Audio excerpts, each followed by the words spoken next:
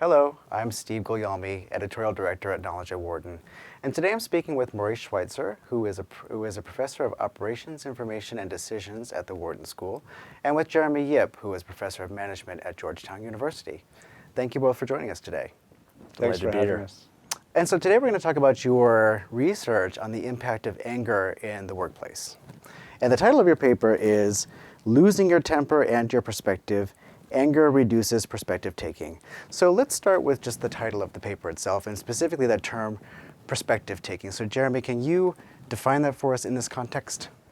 Yeah, perspective taking is a cognitive process that involves recognizing differences and making inferences about how others view a situation.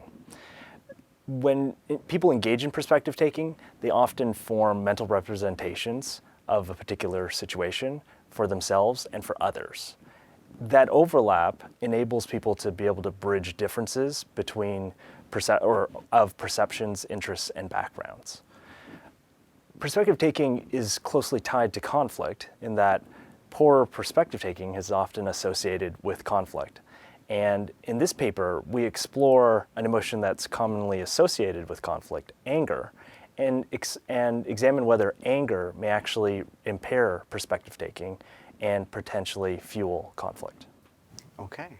And in the paper, you talk specifically about two different kinds of anger. One is incidental anger, the other one's integral anger. Maurice, could you help us figure out what the difference is between those two and why that's important? Sure. So we explored two different kinds of anger. Incidental anger is anger that might bleed over from one case into another. So imagine you have an argument with your spouse, and then you go into an important meeting at work. Those two cases could be completely unrelated, but that anger might carry over and still influence the way you behave and act in that second situation. So in many of our studies, we look at incidental anger, anger that's just carrying over from one case into another. It's a more conservative test that we're just looking at that pure emotion. And what we consistently find is that the emotions we have from one setting really do carry over to unrelated settings. In contrast, integral anger is anger that I feel toward that same person or about that same issue that bleeds over from one case to another. And in that case, it might be quite relevant. So it could be that I'm upset with a coworker and I'm dealing with that coworker in a second case, and that emotion that I'm feeling could be informative and relevant in how I'm dealing with that person. And so here, when we think about conflict settings, what we're showing is that even incidental anger, anger from an unrelated source, can really impair perspective taking. And it's certainly the case that integral anger, that is anger I feel about a particular situation or a person, is going to influence how I deal with that same situation or person. Okay, so let's get to the why then. So Jeremy, why does anger impact perspective taking in these cases? Yeah, it was something that we thought very carefully and deeply about what might explain why anger diminishes perspective taking. And in our work, we found that when people feel angry, they experience elevated levels of arousal, and that interferes with their ability to think carefully and deliberately, which reduces perspective taking. We can look at emotions according to valence and magnitude. And what we're finding here is that anger is a negative valence, high arousal emotion. Can I just stop you for a second? Can you just define what valence means in this context? Oh, okay. Yeah, valence refers to whether it's positive or negative. Okay. And in this case, anger is a negative emotion that also tends to be higher in terms of energy or arousal. And when people feel or experience greater arousal, they tend to be more likely to rely on heuristics. What's valuable about our work is that we were also able to shed some insight into the puzzle about how emotions influence cognition.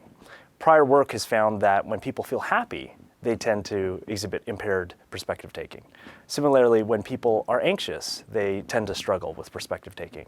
And here our work finds that when people feel angry, they tend to struggle with their perspective taking. And what ties this all together is the role of arousal. Maurice? Yeah, so I just add to that essentially what we're finding is that when people feel angry, they're collapsing in on themselves. They become far more egocentric. And in other work Jeremy and I have done together, we're finding that basically anger, which is this high arousal, that is my heart's beating fast, it's this high arousal emotion, I'm high on alert, we're focusing in on ourselves, and we're more likely to think about our own interests, and it gets in the way of trying to think about things from somebody else's perspective. So as Jeremy was explaining before, we're trying to disentangle what we know in our heads from how other people are seeing and experiencing things. And it's really hard to make that mental leap to really put ourselves in somebody else's shoes. That perspective taking requires this cognitive effort. And what we're finding is that the emotions we feel, this anger that we feel, is impairing that process. And in fact, that leads to what you call spirals, correct? Conflict spirals. Yeah, exactly right. And Jeremy alluded to this before, that is, negotiations or conflicts or disputes, imagine your neighbor's dog bit a member of your family. You might be angry about that. Anger is a common theme in many conflict situations. And what we're finding is that anger harms perspective taking, exactly the kind of skill you might need to try to resolve a conflict. So whether it's at work or at home, if you're feeling anger within a conflict situation, it might make it even harder to resolve that. So imagine we're going to court, and as we're going to court, if I can't take the other side's perspective, I might be sure that the judge is going to rule in my favor. And so now I'm going to be less likely to accept any overtures to try to settle before we go to court. I'm going to escalate this conflict. Okay. So I'm curious to know how you would study an emotion like anger in a lab setting. So Jeremy, can you explain maybe a couple of the experiments that you did? Sure. So we conducted 6 experiments in the lab. And our basic approach to these experiments was that we would induce the emotion, and we used many different ways to induce emotion. So for example, we induced emotion by providing people with negative feedback, or we had them watch a video in which an injustice occurred, or we had them recall a time that they felt most angry and write about it. They then completed measures of perspective taking. And here's where we were able to introduce some new ways of assessing perspective taking.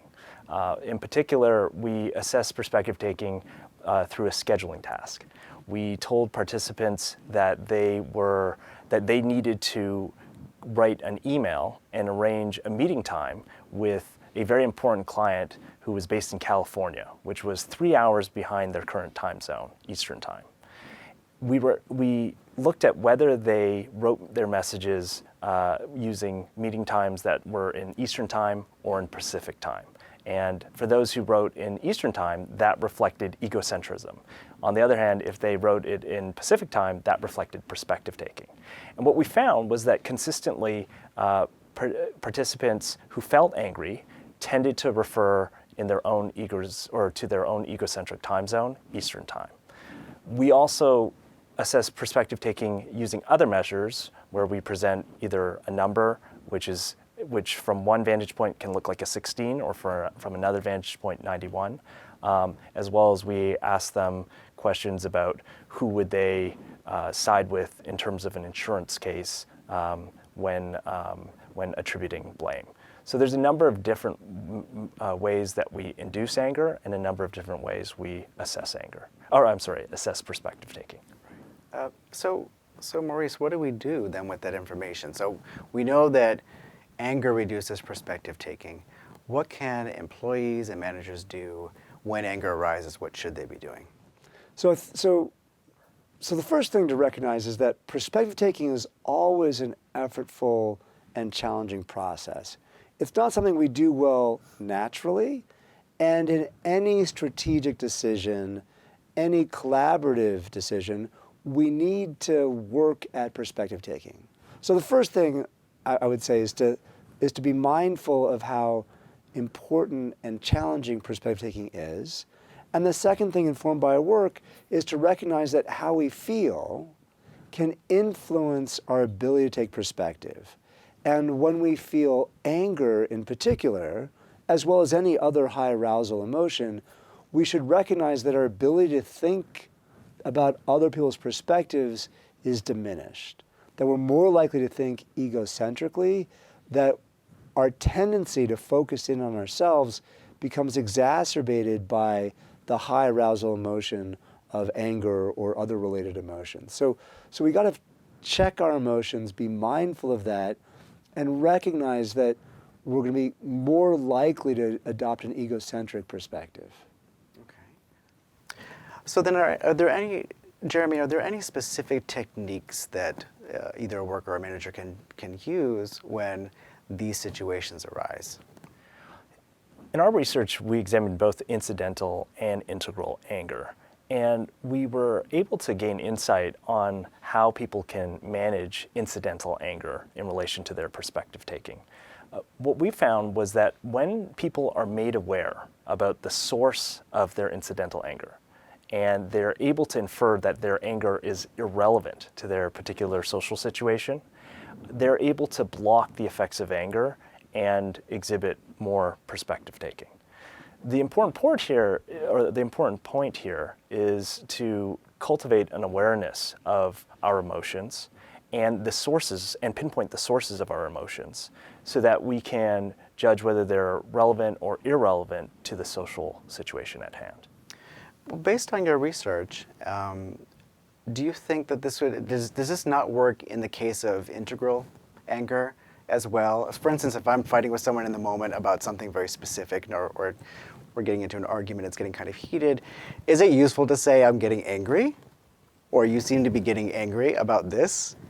Is that helpful in that moment as well, do you think? Because I can see how it would work in the case of, I've had a bad morning, and it might be helpful for me to say, look, I'm reacting this way because I had a terrible morning and this happened.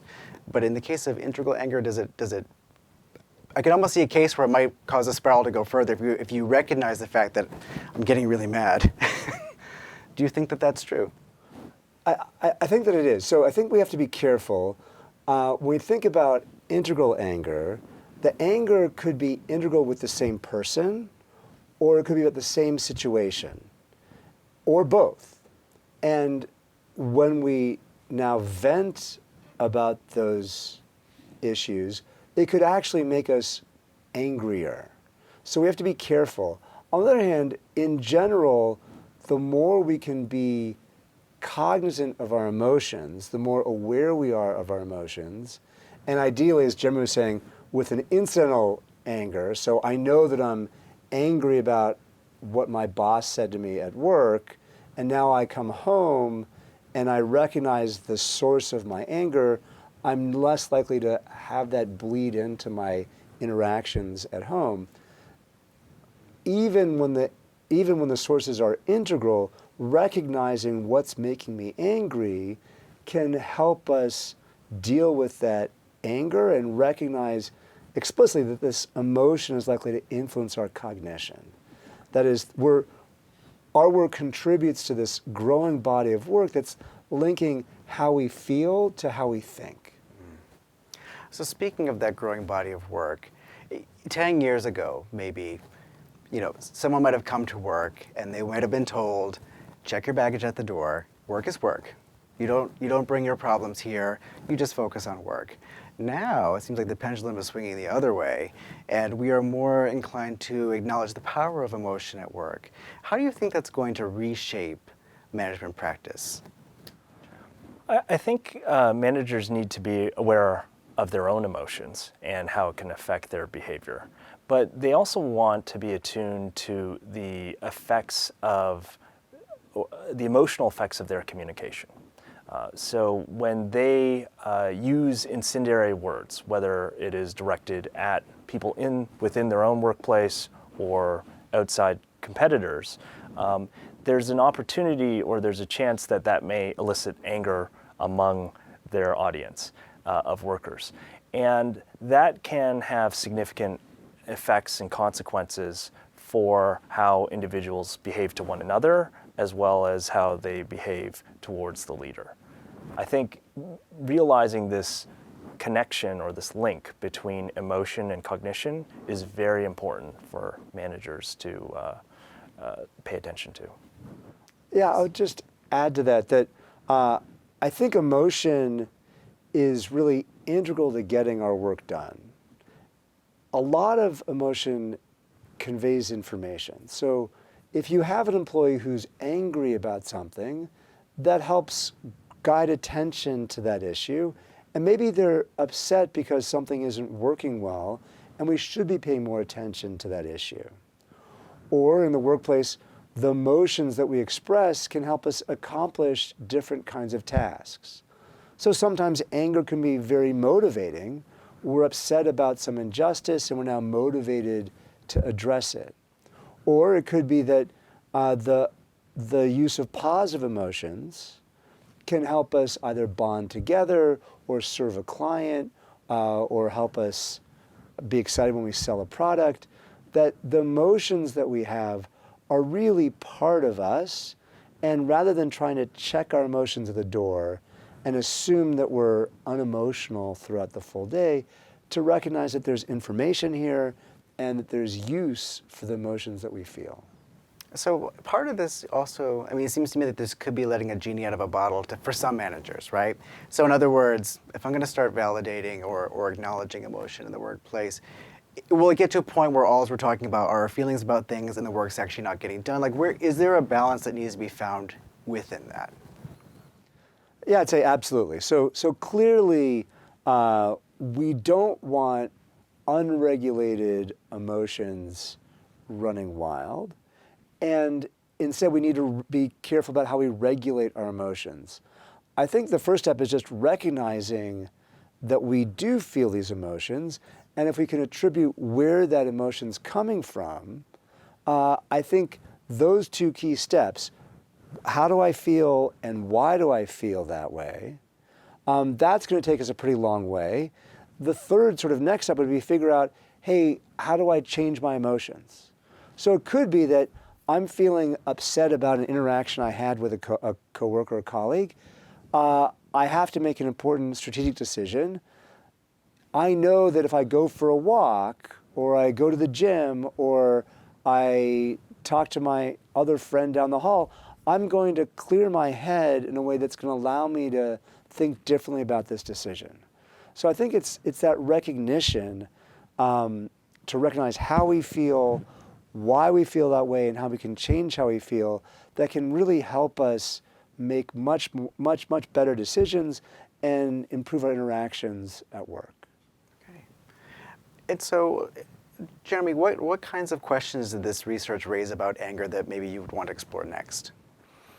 We became interested in exploring the role that anger may play within a team context. So we currently have ongoing work that explores another topic of research that that we've collaborated on, trash talking. And in particular, we look at trash talking, when leaders trash talk, is there a functional benefit to doing so within groups? And our evidence suggests that when in-group members witness a trash talking leader, that trash talking can build cohesion and identification with their organization. So it really depends on what these aggressive words, this incendiary language, what it's targeted at. When it's targeted at outside of a particular organization or in-group, it may actually have functional benefits. And that anger that is elicited may essentially serve as a call to action to be able to have a group of people coalesce around a particular cause and pursue it. Okay. And Maurice, where do you think you would take this research next? Well, I think we can think about a series of other related emotions. So we've done some related work on anger and disgust and sadness and happiness to think about the sort of broader set of emotions.